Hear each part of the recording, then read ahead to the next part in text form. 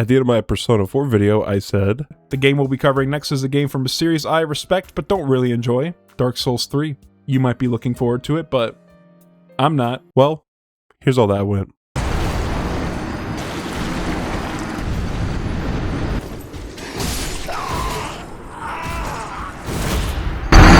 So, instead of ramming my erect Johnson against the wall at full speed, I decided that since I adored Persona 4 so much, we'd be covering Persona 5 next. I know that Persona 5 is way later in the list, and we're supposed to play the games in order, but it's my channel, I'll do what I want. And I didn't want to wait long to play this game anyway. Also, it just makes sense to cover this right after Persona 4. Now this isn't necessarily a comparison video between P4 and P5, but since P4 is still fresh in my mind, comparisons between the two will be inevitable, so be advised. I'm also only going to be barely scratching the surface of the game and glossing over a lot of stuff. And while it's not my intention to completely spoil the game, I will be talking heavily about the plot, palace rulers, and confidants since they're a major part of the game's charm, so spoiler warning for this game and Persona 4. And though I'm definitely no expert, I'll also be giving some tips and tricks if you want to get into this game yourself. With that out of the way, here's my quick spoiler-free review. Yes. Actually, no. Hell yes.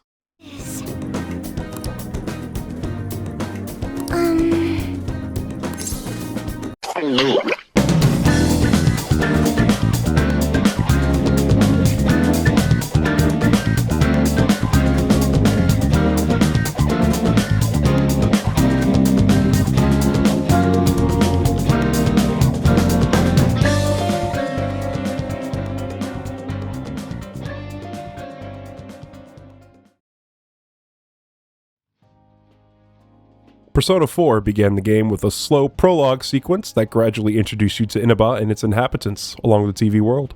Quite a slow burn, but it was an effective way to introduce the setting and the characters. Persona 5, however, gets you right into the action by immediately throwing you into what looks like some grand casino heist. Our protagonist, who goes by the name Joker, jumps across some platforms above a crowded casino, in hot pursuit, presumably, by some Secret Service guys dressed in suits. We also receive radio communications from some unknown characters that cheer Joker on. Of course, we find out who these characters are later on, and in fact, much later in the story, we replay this exact same sequence with the context added as to why we're at this casino in the first place. But we'll get into that later. After retreating into the employees-only area and a quick tutorial on the sneak mechanic, we're met by a mysterious red-haired lady who saves Joker from an ambush. Once the combat's over, she claims that she isn't a phantom thief, but she won't get in the way of our plan. Eventually, after getting cornered by the police, Joker, like the absolute badass he is, stylishly jumps out of a window to escape. His luck has run out though, as he finds himself surrounded once outside. He swiftly gets arrested and is informed that somebody sold him out. A traitor is apparently in our midst. Joker is then taken to an interrogation room and gets the shit beat out of him. Apparently, whatever it is he's done is pretty serious. He's forced under duress to sign a confession for his crimes under his name. Of course, just like in Persona 4, we decide to name our character Farty Shithead. We also decide to set the game to the hard difficulty since we breezed through Persona 4 and are looking for a challenge this time. Apparently though, the hard difficulty is considered by most of the community to be more difficult than the actual highest merciless difficulty, due to the fact that attacks that target weaknesses are actually amplified for both the enemies and the player in merciless. Basically, that means the player actually does more damage against the enemies if they target weaknesses on the merciless difficulty, arguably making it less difficult than hard. But I'm getting way ahead of myself, we'll talk about that more in the combat section. Anyways, after Joker signs the confession, a prosecutor named Sai Nijima comes to interrogate Joker about his crimes. She says that she can't believe that such a world exists just by reading the reports, and asks Joker why he's caused so many incidents and how he, quote, steals people's hearts. These are questions that the player is definitely asking too. A little blue butterfly comes in and says that the chances of Joker winning this game is almost none, and begs him to overcome this unjust game and save the world. It tells Joker that it all began with the bonds that he made, and he must remember for the sake of the world's future. We then flash back to the past where Joker first arrives in Tokyo, his new home. A strange app appears on his phone that lets him see a shadow version of himself, you could say.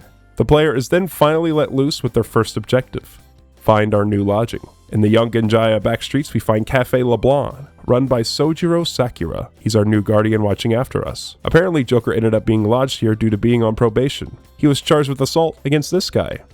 I wonder who that is. Apparently, Joker won't just be living with Sojiro, He'll actually be living in this dusty-ass, dirty-ass attic at the cafe. After cleaning up a bit, Joker decides to go to sleep. However, while sleeping, he's transported into some strange-looking prison. If you've played Persona 4, you know exactly what this is. The Velvet Room. In contrast to the almost cozy vibe of the Velvet Room in Persona 4, Persona 5's Velvet Room is a prison, with Joker sporting a striped jumpsuit and a ball and chain. Instead of Margaret, we have the twin wardens, Caroline and Justine. Igor has made a return as well, but with a completely different voice. There's a good reason for that, but that's a spoiler that we'll get into later. Anyways, Igor explains that the Velvet Room looks like this because Joker views himself as being imprisoned by the world due to how the world views him. He then asks if Joker is ready for his, quote, rehabilitation and fixing the distortions of reality. Whatever that's supposed to mean. The next day, Sojiro and Joker make their way to Shujin Academy to enroll Joker at school, where we meet his new homeroom teacher, Sadayo Kawakami. Yes, this Kawakami from the intro, and a romance option in this game, and Principal Kobayakawa. We also learn about an epidemic of subway accidents occurring due to psychotic breakdowns of train operators. I wonder why that's happening. The next day, on the way to school, we run into a blonde student with pigtails who gets into a car with this absolute beef tank. Vulgar Boy here informs us that that's Kamoshida, the PE teacher at Shujin Academy. It doesn't seem like Vulgar Boy, named Ryuji Sakamoto, thinks too highly of Kamoshida, as he thinks he's a rotten teacher that just gets away with anything. What exactly does he get away with? Abusing his volleyball team players, as evident by the scarring and injuries of the team's players. He also does a sexual misconduct with his female students, including An Takamaki, the pigtail girl. The most fucked up part? The other teachers all realize this is happening, but they let it slide. Of course, Kamoshida isn't quite a stand-up guy, to say the least, as is evident by his palace that Ryuji and Joker accidentally run into. Instead of going to the school as normal, they end up in a different dimension with the school transformed into a castle. They're ambushed by a bunch of guards and thrown into a prison cell, where the shadow version of Kamoshida informs them that the punishment for breaking into his castle is death. Completely surrounded and hopeless, Joker saves the day and awakens to his, drumroll please, persona.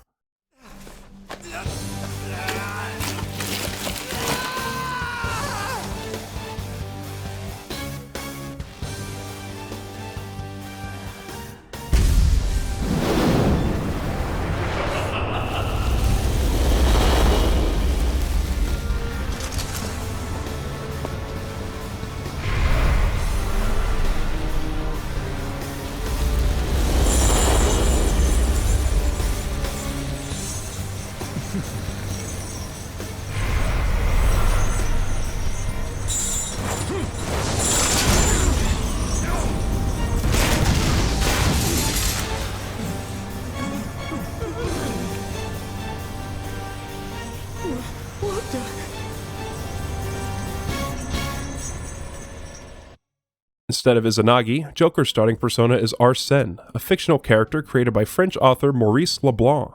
Arsène is a gentleman thief, which according to Wikipedia is characterized by impeccable manners, charm, courtesy, and the avoidance of physical force or intimidation to steal, and often has inherited wealth. They steal not only to gain material wealth, but also for the thrill of the act itself, which is often combined in fiction with correcting a moral wrong, selecting wealthy targets, or stealing only particularly rare or challenging objects. Of course, considering the Phantom Thief's modus operandi, this makes perfect sense for the leader's persona. After a brief introduction to combat, Ryuji and Joker make their way through the castle prison and find a talking cat named Morgana, who insists that he is actually not a cat. Monster cat. Don't call me a cat. I am Morgana. Morgana gives Joker some pointers on combat before he escapes with Ryuji. The castle that Ryuji and Joker were in was Kamoshida's so-called palace. A palace is basically a manifestation of one's distorted desires. We can see all the imprisoned volleyball students slaving away, representing Kamoshida's hold on the volleyball team. There's also the silhouettes of the topless volleyball team members, representing, well, I'll let you connect the dots on that one. In order to steal Kamoshida's heart and have him confess his crimes in the real world, we must first locate his treasure, which will manifest as an object of some sort of significance to Kamoshida. Then, a calling card needs to be sent out to the palace ruler, basically a little card that says, "We know what you did, and we're coming for you." And finally, all that's left to do is to infiltrate the palace and steal the treasure. If done successfully, the target will have a change of heart and confess all of their crimes and attempt to atone for their actions. This is essentially the loop that the story is based off of, much like the Midnight Channel from Persona 4. The Phantom Thieves, as they're called, locate a target who needs a change of heart, infiltrate their palace, locate the treasure, then send out the calling card and steal the treasure. Of course, that's quite an oversimplification, but this video would be 6 hours long if we took a deep dive into the story, so we'll leave it at that for now, and discuss the more important plot points later. Overall, I thought that the introduction sequence for this game was actually quite good, better than the beginning of Persona 4 in my opinion. It immediately creates intrigue by dropping you right into the action at the beginning in the casino, and doesn't waste a lot of time by also quickly throwing you into the first palace. In contrast to Persona 4, which spent the better part of 2 hours just walking around and talking to people before you got into your first real dungeon. The first palace with Kamoshida also brilliantly ties into the game's main theme of rebellion against authority. Instead of rebelling against someone in a position of true power, like a president or some CEO of a company, the game starts with a figure that's familiar to everyone, a PE teacher. A PE teacher who happens to be abusing students and partaking in sexual misconduct. Tales old as time. There was even a PE teacher who resigned at my own high school for something similar. It's a perfect small-time target for rebels who want to enact a change of heart. Of course, the targets from here only get bigger and bigger. And of course, no revolution is done alone. That's where the confidants of Persona 5 come in. Much like how the social links and characters of Persona 4 took the main stage, the same is true in Persona 5. Instead of social links, they're called confidants, presumably because there's an air of secrecy within the Phantom Thieves. The main cast that comprise of Phantom Thieves are all quite different in terms of personality, but are all united under one thing: being screwed over by adults.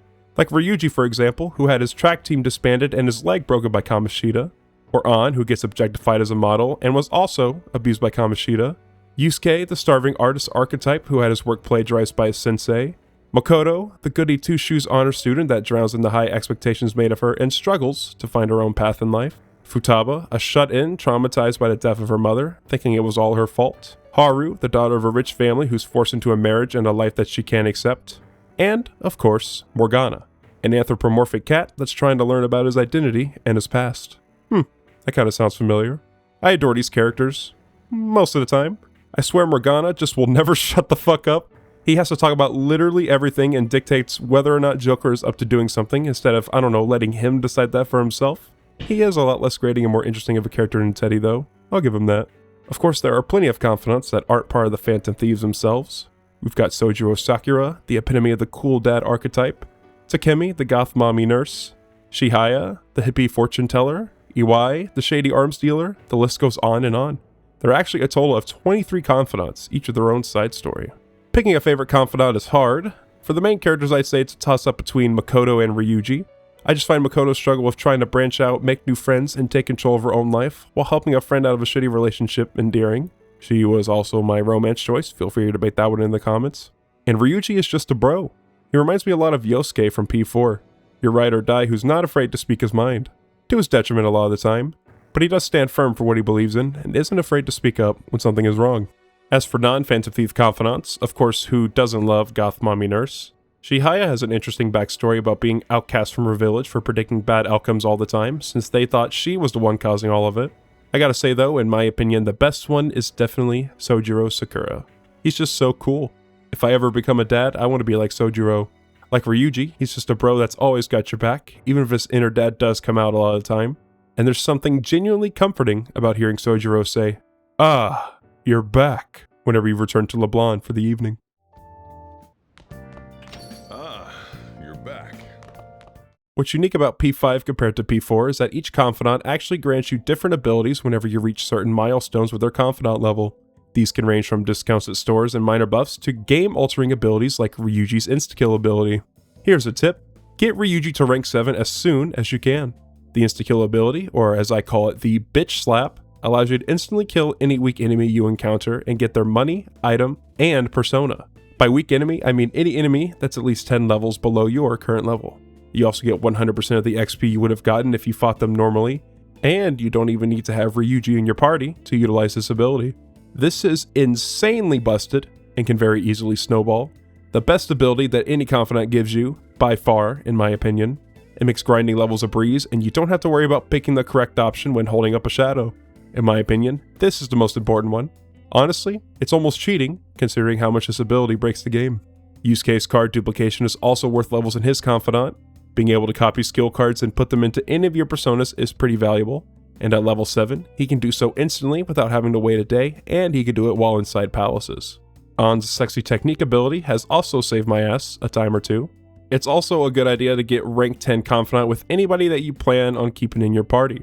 Once they reach level 10, their persona will evolve into a much stronger version. I'd also recommend investing time into the Fortune Teller Chihaya's Confidant levels as well, since she grants you abilities that allow you to increase bonds with confidants, trigger fusion alarms, and read the minds of confidants to have the dialogue choices that increase your bond level highlighted. Kawakami is a must as well, since she'll brew coffee, make curry, or go to the laundromat for you, freeing up your evening. These two are essential for good time management. To be honest, almost all the confidants are worth putting time into. The only one that's really not worth much is Oya, since all of her confidant abilities have to do with palace security levels, and unless you're a chimpanzee playing the game with your toes, you basically never have to worry about security levels. Oh yeah, and of course, make sure you max out Maruki's confidant. His abilities are decent, giving Joker a chance to immediately get rid of a status ailment and refill SP whenever he's low. But more importantly, if you don't reach rank 9 before November 18th, you'll be locked out of the Royal part of Persona 5 Royal. One more quick tip. Make sure you carry around personas of all the different arcanas. You'll gain more points in each social bond if you have a persona of the corresponding arcana, like Death with Takemi or a Chariot for Ryuji, for example. I didn't do this and missed out on a lot of free points. Also, be sure to explore around the shops. You may be able to find gifts to buy for your confidants, and if you manage to give them a good gift, you'll get a lot of bonus points for that confidant's bond. That kind of minor detail, carrying around the correct personas or giving good gifts, is just one aspect of the time management in Persona 5. Much like P4, whenever you decide to do something like read a book, hang out with a confidant, etc., time will pass, and of course, time is limited. It's a balancing act. You want to make sure that you're leveling up your confidants while also increasing your social stats, charm, guts, proficiency, knowledge, and kindness. If you thought there were a lot of things to do in Persona 4, then oh boy, you're in for a treat. By the end of the game, the map is filled to the brim with all sorts of different activities you can do. So many different jobs, the movie theater, the Big Bang Burger Challenge, the batting cage, the shrine, the church, the maid cafe, the jazz club, playing billiards and darts, the list goes on. I didn't even know you could fish until right at the end of the game. By the way, I don't know if it's just me, but this fishing minigame is absolutely atrocious. It's actually kind of tough trying to decide what to do sometimes. Everything has a good reason to be done. In general, and mind you, I'm a Persona newbie, so I could be wrong, I think the confidants are the most important thing to prioritize, since they give you buffs that last for the entire game. Some of the confidants, like Shinya or Hifumi, will also give you points in your social stats in addition to increasing their bond. Keep in mind though that some confidants are locked behind having a certain rank in your social stats. When it comes to your stats, the most efficient way to level them up is by reading. You could read at LeBlanc in the evening, but even better, sometimes you'll be able to read on the subway on the way to school. Therefore, another tip is to always have a book in case you can read on the subway. It's just super efficient since it doesn't take extra time. Kawakami will also occasionally allow you to read a book in class with her Slack Off ability, which unlocks at her Confidant rank 1. You can also craft infiltration tools, or sleep to have a chance of increasing a random Confidant's rank during this time. You can also gain free points in knowledge very easily from both answering questions correctly in class and solving the crossword puzzles. The crossword is especially good since it doesn't cost time to pass at all whenever you do it. It's only a minor boost to your knowledge, but it definitely adds up over the course of the entire game. I'll be honest, I just looked up the answers. I know, you're not supposed to do that if you're trying to go in blind, but I really wanted to be efficient and not leave free stat points on the table. You can also take on the Big Bang Challenge. If your guts level is high enough and you manage to complete the challenge, you get points in all of your social stats at once. I definitely recommend taking time to do that. One thing that I neglected was playing darts and billiards. Playing darts levels up your baton passes, and playing billiards will upgrade the amount of damage you can do with technical attacks, both very useful in combat. Make sure to rank up Akechi to unlock the Jazz Club as well, to give your allies free stat bonuses and extra abilities on their personas each Sunday.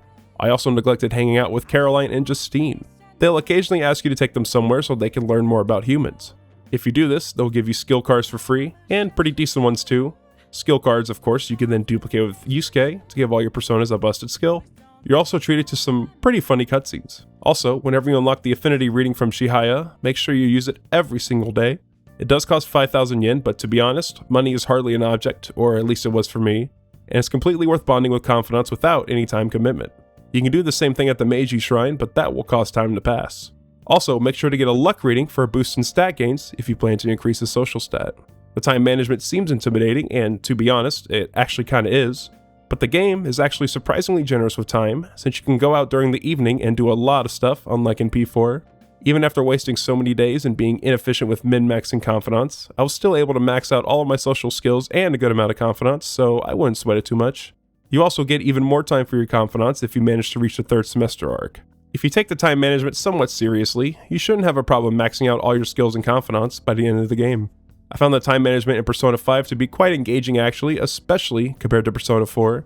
In Persona 4, I felt there wasn't ever a good reason to not hang out with your social links if they were available, especially the investigation team members. It felt like a waste of time going to fish or eat at the diner when you could be bonding. But in Persona 5, things like the jazz club or darts have a good enough reason to be done in lieu of bonding with confidants. It really makes you think carefully about what you do each day and night. Leveling confidants is still the highest priority in my opinion, but you certainly have more options. If you've played Persona or even Pokemon before, the combat in Persona 5 should feel very familiar. It's turn-based combat with elemental affinities at its core. Whenever it's your turn, you click on which attack you want to do and hit the enemy. If the enemy is weak to that attack, you get a 1 more attack and are able to attack again. And also like in P4, Joker is able to change his persona mid-combat, allowing him to change to whatever persona suits the party's needs. Need healing? Swap to the persona with Meteorama. Landed a sick freeze onto an enemy? Swap to the persona with God's Hand. That's about where it ended in Persona 4, but Persona 5 adds a lot of extra depth to the combat. If you manage to knock down an enemy, instead of attacking again, you can perform a baton pass and pass your extra attack onto one of your allies. They can then baton pass again if they knock down an enemy and so on until you reach your last ally. This is extremely powerful since every time you baton pass, the damage increases by actually quite a large amount. If you can successfully complete all 3 baton passes, you can potentially do 2.5x damage at the max baton pass rank. A big tip is to abuse the hell out of baton passes. Not only can you do 1,000,000 damage, you can also regain HP and SP if your baton pass is ranked up with that character. And during some fights, it's basically mandatory to utilize the baton pass to even have enough DPS to squeeze by. I'm looking at you, Okumura. Yes, I know this fight actually isn't that difficult if you know what you're doing, and it's like a meme in the community that casual players find this fight difficult. But honestly, I didn't know what I was doing. Give me a break. I'm new, bro. There's also another way to knock down an enemy besides targeting their weakness. Persona 5 adds technical attacks. Basically, if you manage to inflict a status ailment like sleep, freeze, or dizzy, you can follow it up with a certain attack type and perform a technical attack, dealing bonus damage and having a chance to knock down the enemy. Technical attacks are your best friend if the enemy has no weaknesses, like Anubis here. This guy is honestly a pain in the dick if you don't have any way to cause status effects, but if you can freeze him and smack him in the face with a charged up God's Hand over and over, the fight isn't too bad. Persona 5 also introduces Showtime attacks. These are special attacks that trigger under certain conditions like Joker taking a massive hit, an ally getting revived, or the enemy being under a certain health threshold. Showtimes are basically super flashy versions of all-out attacks that do a shitload of damage. There are unique showtimes with each of the different characters, and they're fucking awesome. My personal favorite is Haru and Makoto showtime. Pardon me. Let's do this. Okay. You're not done yet. You ready? Always. Watch this. Double death blow. How's that? Ryuji and Makoto's is a definite close second. Let's go. Make way for the Fist of the Phantom. Get serious. Sorry. Got him! All yours! Time to go full power. Yeah. Here! If I need it. Of course, Persona 5 also adds guns into the mix, along with skills that specifically deal gun damage. Your gun, if you have it customized to inflict status ailments, is actually quite a powerful tool to use in combat. If only I actually did that. Enemies that are weak to gun damage are also a complete joke, like this encounter with 5 pixies, all of which have a gun weakness. My tip is to grind this encounter specifically if you need easy XP or money. You only have a limited amount of ammo that you can use, but it gets refilled between each combat. There's basically no reason not to mag dump every enemy you see, unless of course they reflect gun damage. The gun skills themselves are surprisingly powerful. Haru's triple down is no joke. You can even buff gun attacks with anything that increases physical damage, like the charge ability. The shuffle time for Persona 4 is replaced by the hold up mechanic. If you manage to knock down all the enemies, you can of course perform the classic all-out attack and get a ton of free damage in. However, you also have the option to speak to the shadow and negotiate with it. Whenever you speak to a shadow, you have the option of either receiving the power of the shadow's persona, obtaining an item, or obtaining bonus money. My tip is to always prioritize obtaining new personas over money and items. If you fill out your compendium, it makes fusing powerful personas much easier later on. Of course, it's not as simple as just receiving their persona. Unless they surrender themselves from being low on HP, you have to speak with the shadow and choose the correct dialogue options in order to obtain a new persona. Each shadow has a different personality and responds differently to each dialogue choice. If you fail this interaction, you can still get an item, but the shadow will run away and you'll lose basically all the XP you would have gotten from that fight. Of course, if you unlock Ryuji's insta-kill ability, you don't even have to worry about any of that, since you'll automatically obtain a persona of any shadow you kill this way, in addition to an item and money. The skill is honestly way too overpowered. Seriously, Atlas? Who greenlit this? Real quick, while we're on the subject of personas, I have to mention the DLC personas. Right from the beginning of the game, if you're playing the Royal version, which you should if you want to get into this game, you have access to some of the most busted personas in the game right from the beginning. Most notably, you have access to Izanagi no Okami. If you recall, and spoiler warning for Persona 4 by the way, at the end of that game, Narukami awakens Izanagi no Okami and casts the Myriad Truths ability to literally defeat God. And you have access to that ability in every single fight if you use them in Persona 5. It doesn't technically insta-kill, but it does do severe almighty damage, which can't be deflected or blocked, to every single enemy 3 times. This is enough to basically kill anything in one shot through the first half of the game. Not only that, the damage actually scales with the amount of the compendium that you complete, and you fully refill your HP and SP after each battle. And, if you level him up, you gain the Concentrate and Debilitate skills, 2 of the best skills in the game, along with Almighty Boost to give your almighty attacks 25% more power. If you want the true experience of the game, I'd recommend not using this persona since it makes the game a cakewalk, even on hard difficulty. I'll be completely honest though, I did use this persona towards the end of the game. I definitely regret it. A part of me thought I earned it since I managed to level all of my party members to level 99, but honestly, the power disparity between Joker and the other party members was astronomical. Overall, I believe that the combat in Persona 5 is a massive upgrade from Persona 4. The 4D chess of strategic baton passing makes for a very engaging mechanic that honestly never gets old. The combat is also much flashier and more satisfying.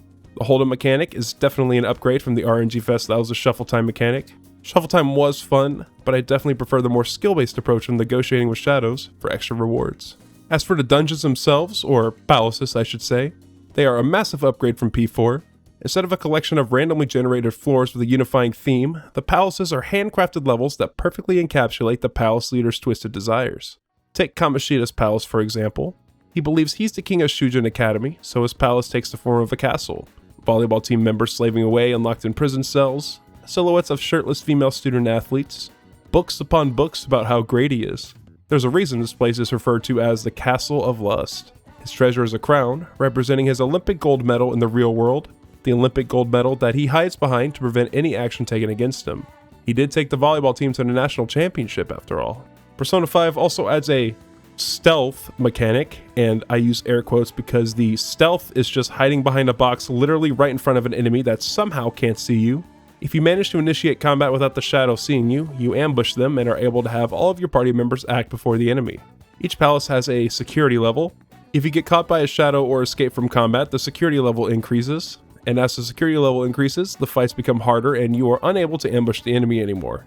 This mechanic sounds interesting on paper, but in reality, if you're playing this game with any sort of competency, you'll basically never have the security level rise to the point that it actually affects gameplay. It's honestly quite trivial to ambush the enemies, and student called Yoshizawa even has a confidant ability that allows you to ambush shadows from a distance using your grappling hook. This is why I said Oya is by far the least useful confidant, since all of her abilities have to do with lowering the security level in palaces. The palaces also have puzzle sections. Some of these had genuine difficulty and took a little bit to figure out, like this light puzzle in this palace that would be a spoiler if I mentioned what it was. Some of them, however, are just tedious. I especially hated this mouse puzzle shit. It was super tedious running back and forth to the button to deactivate and reactivate the mouse form. It was pretty funny seeing everyone pile on a single piece of cheese though. Technically, you're gated from progressing through palaces due to SP limitations. Without SP, you basically can't do anything or cast any spells and are forced to leave the palace and come back the next day. However, in reality, SP adhesive exists. It costs 100,000 yen to buy it from Takemi, but it's worth every single penny. Every turn in combat, you regain 7 SP, which doesn't sound like a lot, but you also get that regeneration every time you receive a baton pass, on top of receiving SP from the max level baton pass itself. It's not as big of a deal later in the game when you're likely stocked up on SP items and 7 SP is a much smaller percentage of your total SP pool. But early to mid game, this item feels like an absolute cheat code. You can even just guard against a weak enemy and refill your SP that way, if you're a madman. Due to this, it's possible to complete every palace in 2 days max. And the only reason some of them take 2 days is because a couple of the palaces gave progression behind doing something in the real world. My tip is to always complete the palace and secure the infiltration route in 1 day if you can, since all the time that you can get in the overworld to grind your confidence and social stats is valuable. Each palace also has 3 will Cs to collect. Upon collecting all 3, you can give them the Jose and gain an item that grants a powerful ability, like the Vault Guardian, which is just a cheaper Murakukaja. Speaking of Jose, I have to talk about Mementos, of course. Mementos, to grossly oversimplify, is basically the palace of the general public. Occasionally, you'll receive a request to change a person's heart in Mementos. Only the people whose desires aren't twisted enough to have a palace of their own are found in Mementos. It's basically a roguelike dungeon crawler with truly randomized floors. The deeper you go, the harder the enemies get. In Mementos, you can collect flowers and stars and give them to Jose in exchange for items and to change the cognition of Mementos, allowing you to increase the amount of XP, money, or items that you can obtain while inside Mementos. This makes Mementos a perfect place to grind. My tip is to invest in XP increase early on, and then money. Another very, very important tip, and I cannot emphasize this enough, do not ignore Mementos. Without spoiling anything, you will not have a fun time towards the end of the game if you haven't fully explored Mementos. You'll also drag behind the enemies levels by not gaining XP while in Mementos. You don't necessarily have to complete every single request, although I do recommend you do that since it'll advance Mishima's Confidant rank, and many other Confidants ranks are locked behind Mementos requests. Just make sure you've at the very least explored every floor before the end of the year. The requests in Mementos, for the most part, are alright, albeit mostly forgettable. My favorite by far is this guy, who just cheats in a video game and has a funny voice. His gimmick is also pretty cool, forcing you to interact with a new Confidant and learn a new skill in order to beat him. A gamer taught you the moves to take him down, right? Teach that stupid cheater a lesson.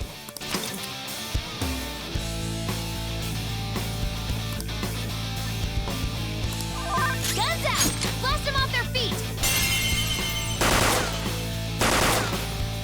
Amazing, Joker! That's impossible! There's no way this could happen! A gunshot that surpasses my cheats? That can't be true! Dad, I'm the strongest! I'm supposed to be king! Me! Me! A lot of people think Mementos feels like a drag, and I can definitely see that. It's basically infiltrating a palace without the cool palace design. Instead, you're stuck driving around a nondescript underground rail line. While the combat is genuinely very fun, it does get very repetitive, especially while grinding Mementos. However, Ryuji's insta-kill bitch slap ability immediately gets rid of the tedium. By the end of Mementos, every single shadow was considered a weak enemy, and I was gaining 8,000 to 12,000 XP just by ramming into them with the bus. I was able to grind my party from level 80 to the max level 99 in like 10 or 20 minutes.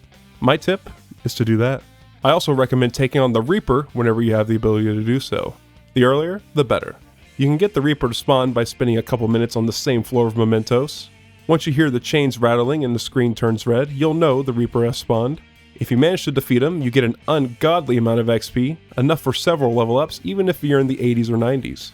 Keep in mind that the Reaper is exceptionally tough, tougher than most of the actual bosses of the game in my opinion, so be prepared. He basically just spams Concentrate and Meki Dolan over and over, and targets your party's weaknesses. I didn't actually know this until doing research for this video, but if you allow the Reaper to ambush you instead of attacking him yourself, he's forced to use only 1 action per turn instead of 2. I wish I would have known that, but now you know. Before we wrap up this section, I have to mention one of the main problems I have with Persona 5, the difficulty curve. Much like in Persona 4, the beginning of the game is the most challenging, since you basically have nothing, and resource management is at its peak difficulty. The further you progress, however, the game actually seems to get easier. The bosses themselves are still spikes in difficulty, but normal enemy encounters, especially with the bitch slap, become completely trivial. I don't think I fought a single normal, non-scripted encounter in the final palace of the game since my party was at max level. The player also begins to stockpile a ton of SP recovery items, swim in cash, and unlock overpowered confidant abilities that make palaces even easier. I don't think this is entirely bad since I did feel like I worked hard to get overpowered, but a challenge still would have been nice. Don't get me wrong, the bosses are still no cakewalk, but still. The Velvet Room, of course, makes its return in Persona 5. In contrast to the cozy vibes that the Velvet Room in P4 gave off, the Velvet Room in this game is a literal prison, guarded by the two little gremlins, Caroline and Justine. I really like these characters, but to be honest, just give me Margaret back, please. Inside the Velvet Room, you can fuse your personas together to create new ones, like in P4. Simply click on the two personas you like to fuse together and shit out a new one. Fusing personas is the main way to gain power, since the personas you create inherit some of the skills from the two parent personas. Basically, it's a grim version of Pokemon Evolution. The twins literally place the two personas into a guillotine and chop their heads off to fuse them together. There are many different personas that you can craft here. My personal recommendation for the early game is Shiki Uji. He completely nullifies physical, gun, bless, and curse attacks. It is only weak to nuclear, which is actually quite rare of an attack type for an enemy to have. You know this persona is good when they're an absolute pain in the ass to deal with when they're an enemy. Anubis is another good choice. He nullifies Bless and Curse and resists Psychokinesis and Gun. He also has Hama-on and Mudon with a passive ability that gives insta-kill abilities a higher chance of succeeding. Honestly though, just tactically throwing together personas and fusing any high-level persona with a busted skill card is a good enough tactic to get you through the game. New to P5 is the ability to strengthen or itemize personas. You can transfer some XP from one persona to another by executing them. You can also itemize a persona, allowing you to execute them to receive a powerful item or skill card. Some of the items you can get are actually quite powerful, borderline cheating, but I'd recommend itemizing the DLC personas if you don't plan on using them. There's also the network fusion feature, which allows you to use other players' actual personas in your own fusions. A lot of the time you'll find completely busted personas that you can fuse with to pass down some incredible abilities. Definitely look out for anything that nullifies or drains certain attacks. Concentrate and Charge are also two of the best skills in the game, so definitely pick those up from network fusions if you can.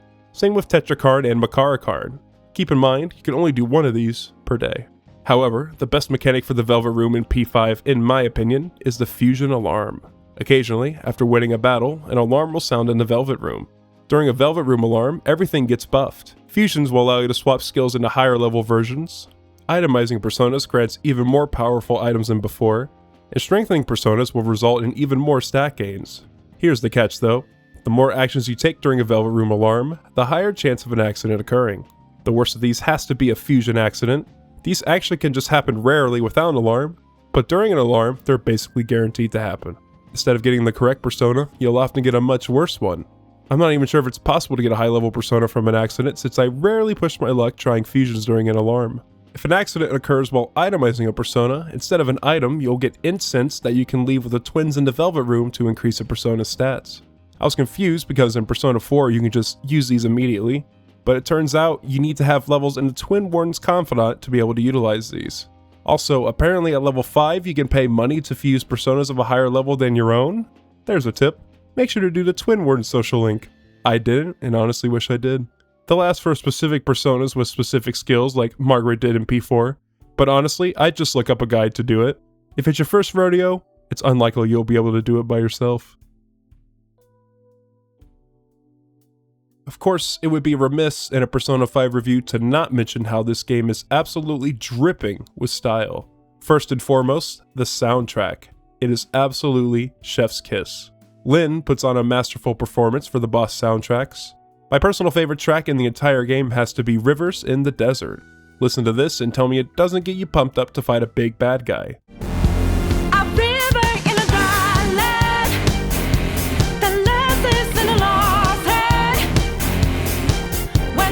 I've actually added this song specifically to my daily rotation.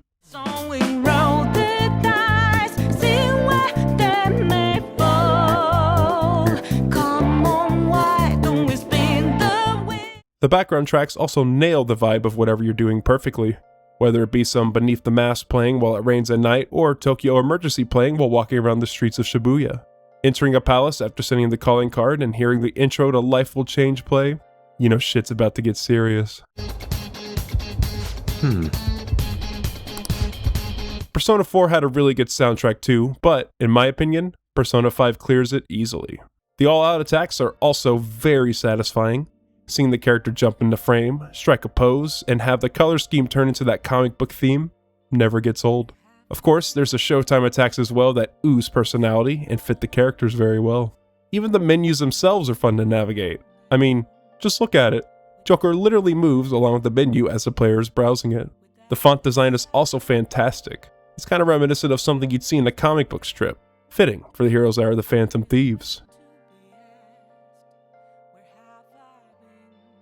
So far, I don't believe I've spoiled anything major past the literal first boss of the game, so if you're planning on picking up this game, be warned, spoilers ahead.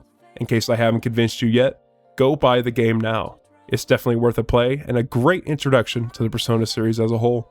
Skip to this timestamp for my final thoughts on the game, and keep in mind for this section there are a lot of things I'll be glossing over for the sake of brevity here, especially non-important things like the Hawaii trip, or the stupid side story about Morgana leaving the Phantom Thieves. Persona 5's story thrives on one simple theme: rebellion. Kids are tired of these rotten adults going around doing whatever they want, so instead of falling in line, they decide to rebel against these rotten adults. That's what the Phantom Thieves are all about. Like I mentioned in the introduction, the game instantly creates intrigue and has the player asking so many questions with the first interrogation scene. Who are the Phantom Thieves? What does stealing a heart mean? In between palaces, the game flashes forward to Sai's interrogation of Joker, asking him about how exactly he changes hearts, about why the Phantom Thieves picked the targets that they did, about the method of his crimes. In my opinion, this is an excellent method of storytelling. The scenes with Sai are basically a carrot on a stick that keep the player marching forward just to find out what happens. We're actually straight up told who our next targets are by Sai before we even figure out who they are, making the player wonder who they're up against. The first palace ruler, Kamoshida, is the perfect introduction to this rebellion theme. He's not some mob boss or politician, both of whom get targeted later funnily enough, but he's simply a gym teacher, somebody that we've all had an experience with at some point, a recognizable figure. We all know the weird creepy gym teacher stereotype. Kamoshida goes a step above that though. He physically abuses the student athletes and sleeps with female students. A real rotten piece of shit. The perfect target for some teens trying to enact a change of heart.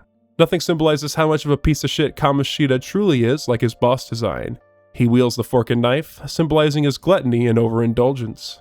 A glass of wine with a scantily clad An floating around in it, symbolizing his inappropriate relationship with her. That itself was honestly extremely uncomfortable to look at and think about, but that's the point. The game kinda wants you to feel uncomfortable in order to really see how messed up this guy really is. To top it all off, there's the trophy in the middle with the shaved legs dangling out of it. He doesn't just do it to An, he does it to everybody. All of this makes it super satisfying to defeat him and see him confess to all of his crimes in front of the entire school. This will also be present in all the other palace leaders. Change of heart, confessing crimes. And it's satisfying every single time. Well, almost every single time. Of all the palace leaders, I think Kamoshida might be my second favorite. His abuses aren't at the scale that many of the palace leaders are, but I think he is the perfect villain as the first boss of this game. After Kamoshida's change of heart, the team thinks to themselves, if we could do this to Kamoshida, what other adults are in need of a change of heart? I won't go too in depth with all the palace leaders since this script is already becoming unwieldy, so I'll just briefly touch on them and share my thoughts on how the story progresses and how it's written. Madarame is the second palace ruler after Kamoshida. He's also a great villain. He isn't overtly evil or abusive, but he screws over the futures of basically everybody who works under him. We're also introduced to Yusuke, a personal favorite of mine. The whole story about Madarame watching Yusuke's mother die in front of him just so he can steal her artwork is actually tragic as hell. His boss fight is also pretty cool. I really like the second phase with the whole duplication gimmick. I love the palace's design too, with all the living paintings of Madarame's pupils and the absolutely tactless design of the museum itself. This painting puzzle, while novel and not really that difficult, was also pretty cool. Then we get to Kaneshiro, the Yakuza boss, and to be honest, I think his villain arc is the weakest in the story. He's definitely a shady character who needs a change of heart, but unlike most of the other villains, we don't really get much characterization out of him besides the first meeting with him. There are several run-ins with the first two palace leaders that allowed him to develop his characters, but Kaneshiro doesn't really have that. We're introduced to Best Girl Makoto, who in my opinion has the sickest Persona Awakening cutscene in the game. Please, never lose sight of it again.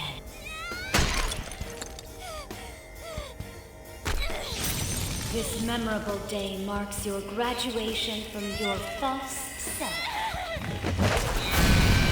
What the hell?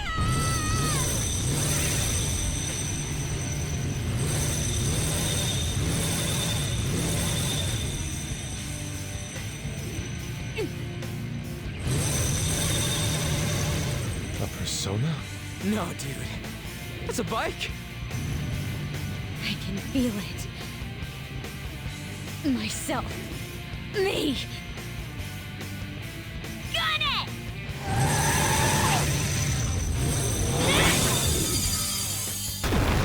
Wow! Nice! What is that? I've never seen anything like it. You better earn your keep, or else I'll kill you! I will not lose heart again. Ever. I'll go full speed, non-stop. Right, Johanna? His palace has a cool design. I really dig the bank theme because it just makes sense, thieves performing a bank robbery. However, I wasn't a huge fan of the cameras or the keypad puzzles. The puzzles wouldn't be so bad if I didn't have to back out and go to my inventory every time I needed to reference the diaries. And the cameras were just stupid and tedious to deal with. This is the only palace where the security level ever got remotely high for me. At this point in the game, even I myself started to wonder if what the Phantom Thieves were doing was truly just. It's easy to get on board with changing Kamoshida or Madarame's heart, but when Kaneshiro said something about the team's naive sense of justice and pointing out the real criminal jumping around different palaces, and even Kaneshiro himself calling himself a victim of the corrupt system, it made me wonder. Yes, Kaneshiro was a piece of shit making children do his drug trafficking work, but is it really the place of the Phantom Thieves to dish out justice like this? Is this true heroism or just naive vigilantism? What are the ethics behind literally changing somebody's cognition? How distorted do someone's desires truly have to be for a change of heart to be the best option? And I think that's absolutely brilliant writing. Of course, you're literally playing as a Phantom Thief, so you cheer them on, but I couldn't help but have that little bit of doubt in the back of my mind. The whole changing hearts of people with twisted desires goes completely out the window with the next palace, Futaba Sakura. Instead of a criminal in need of a good atonement, Futaba is simply a shut-in due to feeling immense guilt for the death of her mother. She's not some hardened criminal, she's just a girl carrying immense trauma and guilt. It calls upon the Phantom Thieves to actually save her from her own mind. Oh yeah, and plot twist. This is actually Sojiro's daughter. Great vegetables. I really dig the aesthetics of Futaba's palace. I really like the mix of sci-fi computer stuff with the ancient Egyptian theme. A tomb representing the place where Futaba believes she deserves to die. In her room. The picture puzzles aren't really difficult, but they do reveal the tragic backstory of Futaba's mother. A cognitive science, with a P at the beginning, researcher who got killed for knowing too much. The boss at the palace is pretty easy, and it's mostly a cinematic set piece, but it's a nice story moment with Futaba's awakening, and her finally relieving the blame of her mother's death on herself. Once Futaba's heart is changed, she becomes this game's Rise Kujikawa, navigating the team around and dropping buffs occasionally during fights. Honestly, I believe Futaba's backstory is the most tragic out of the palace leaders. In my opinion, it even further calls into question what the Phantom Thieves are actually doing, since it goes completely against their usual MO. After Futaba, we have Okumura, the CEO of the Big Bang Burger chain of restaurants, who works his employees like slaves. His palace takes the form of a spaceport with all the Big Bang employees represented as robots. There's also a stupid airlock puzzle for some reason. His daughter Haru becomes one of the Phantom Thieves. She actually wanted to change Okumura's heart herself. Her father actually forced his teenage daughter into a marriage for corporate and political gain. We even fight her fiancé inside the palace. I really like Haru's character. She's definitely a well-spoken, elegant woman that doesn't want people to walk all over her. She wants to be taken seriously and prove that she can lead her father's company after his passing. Fun fact, Haru's voice may sound familiar to you if you've played a certain game for 2,000 hours. What on Mars are you doing? Same with Yusuke actually, although I would have never guessed it was Matt Mercer. Why didn't Juno get a Haru skin in the collab? SMH my head. Anyways, speaking of Okumura passing, this is the first instance of the Phantom Thieves directly causing the death of somebody. Upon leaving him behind after his boss battle, a shadowy figure creeps up and shoots him in the head, causing him to have a mental shutdown and die in the real world. Of course, this is placed on the Phantom Thieves rather than the true culprit. Approval rate for the Phantom Thieves plummets, and all the excitement around them turns from excitement into fear. The team themselves also openly start to wonder if they're truly doing the right thing. Is Okumura alone responsible for a systemic problem? Was changing this heart truly the correct move? I wonder who was behind the assassination of Okumura. It was Akechi, the Detective Prince 2.0. He's quite an interesting character. Much like Sai, he's trying to take down the Phantom Thieves, but unbeknownst to anybody not paying attention, he's actually the one behind all the mental shutdowns, like the ones that caused the train accidents at the beginning of the game. He's doing all of this to impress his father, Masayoshi Shido, a representative running for Prime Minister. This revelation is shocking, but the game definitely drops a lot of hints about Akechi. The one that made me feel the smartest was realizing that Akechi can actually hear Morgana speak. Normally, only people who have been into the metaverse can actually understand what he's saying.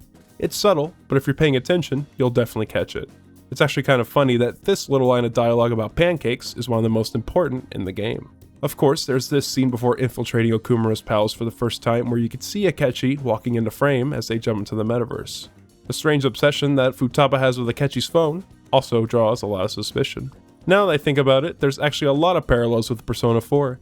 The detective guy kills a bunch of people, he gets discovered in Atones, then you fight God.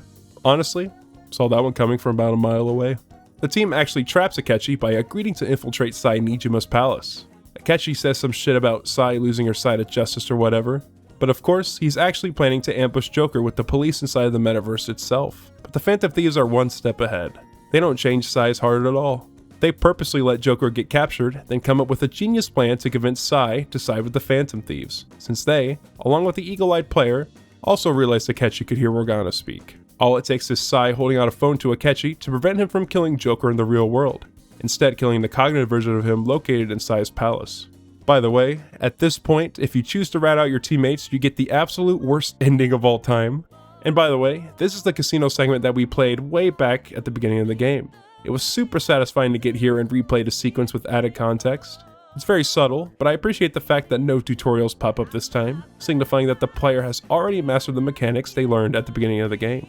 Speaking of Sai's palace, hers is definitely my favorite in the entire game. The enemies are tough, the design is fantastic, and I really like the whole chips gimmick and having to earn enough money to get through the palace. I especially like this arena game with Joker having to solo against a bunch of shadows. I dunked on him so hard though, it's not even funny. No guns here. This one's gonna be tough. This is your chance. Hit him where it hurts. Go down!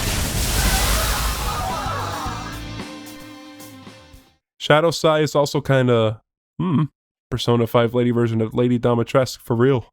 After pulling a fast one on Akechi, it's time for the big bad guy, Shido. He's the guy running for prime minister that's using the metaverse in order to help his own election. He's definitely not afraid to discard others' lives just for his own personal gain. Real rotten piece of shit. And, to top it all off, this one gets personal. This is the very same guy that ruined Joker's life and placed him on probation. Even though Joker didn't lay a finger on him, it was merely trying to protect a woman and clear distress. His palace takes the form of an enormous cruise ship, with all the wealthy and elite partaking in the fine dining and lavish facilities. This is also the palace with the stupid-ass mouse puzzles. Seriously, who thought this was okay? His boss fight is also very cinematic. Seems fitting that the final phase is a showdown between Joker and him. It's time to make him pay for ruining Joker's life. However, after defeating Shido, it seems that the public just completely forgets about the Phantom Thieves. All the rumors and charges against Shido seem to disappear into thin air. The general public seems to be completely apathetic to all the corruption in society. The same corruption that the Phantom Thieves are trying to fix. This, of course, is due to the cognitive will of society as a whole being changed by Yaldabaoth, the god of control. He takes the form of Igor, actually. I'll be honest, that twist actually did catch me off guard. Explains why his voice is completely different.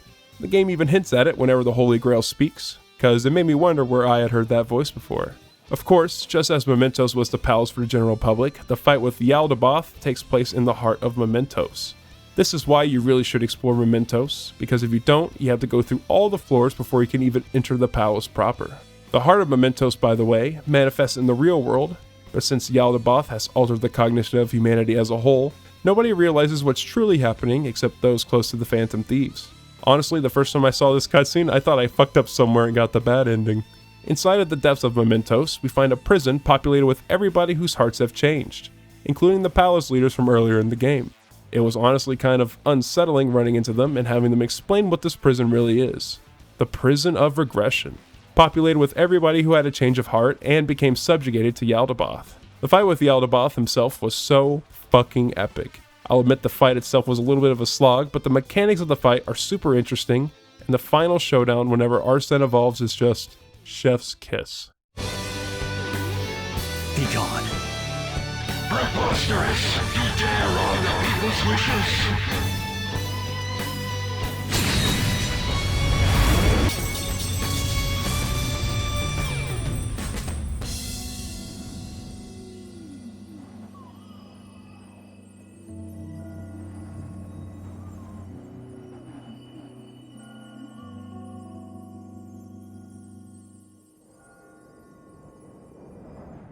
sends a chill down my spine.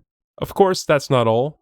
In the third semester, we find ourselves a new villain, Dr. Maruki, a man capable of altering reality itself. And, in my opinion, not only is Maruki by far the best villain in this game, he's honestly one of my favorite video game villains of all time.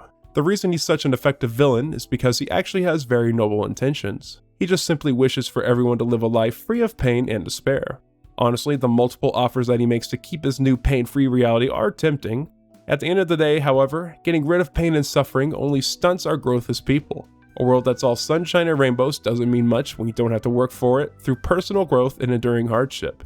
And also, I'm fucking sick and tired of people manipulating reality. We also get a very good glimpse into his character. Of course, there's the social link itself with Maruki, where you help him complete his paper on cognitive science, with a P. He even subtly hints during his level 10 rank cutscene that this will definitely not be the last time he and Joker meet.